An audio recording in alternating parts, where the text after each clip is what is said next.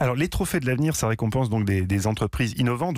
J'imagine que vous avez su investir vous avez eu du flair pour comprendre ce qui allait être les entreprises de demain. Donc, vous êtes bien placé pour être le président de ce jury. Qu'est-ce qu'on a comme entreprises qui sont pressenties cette année? Quelles sont les entreprises qui vous ont marqué déjà? Il y en a 40, donc c'est pas forcément, et je sais que vous en connaissez quelques-unes, J'en Mathieu. connais quelques-unes. Donc il y en a 40 des nominés. C'est assez incroyable la qualité qui a été trouvée. Alors je voulais juste rapidement, c'est la 4e année où Europe 1 donne justement ces prix.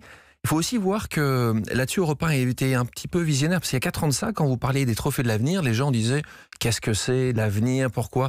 Et aujourd'hui, tu te rends compte que c'est les gens qui ont gagné par le passé ont fait déjà des grands succès. Si tu prends « C'est qui le patron ?» cette marque aujourd'hui. On la voit partout maintenant. Bah oui, mais ça, moi j'aurais appelé les grands prix de l'avenir le grand prix des signaux faibles. Tu sais, quand tu posais la question, Alexandre, comment tu as fait ça? En fait, les entrepreneurs, ils arrivent à définir les signaux faibles avant les autres. Les petites choses que tu vois au quotidien et que tu dis si ça devient réellement important, ça sera un signal fort. Un entrepreneur arrive toujours à voir les signaux faibles avant les autres. Quand c'est un signal fort, c'est trop tard.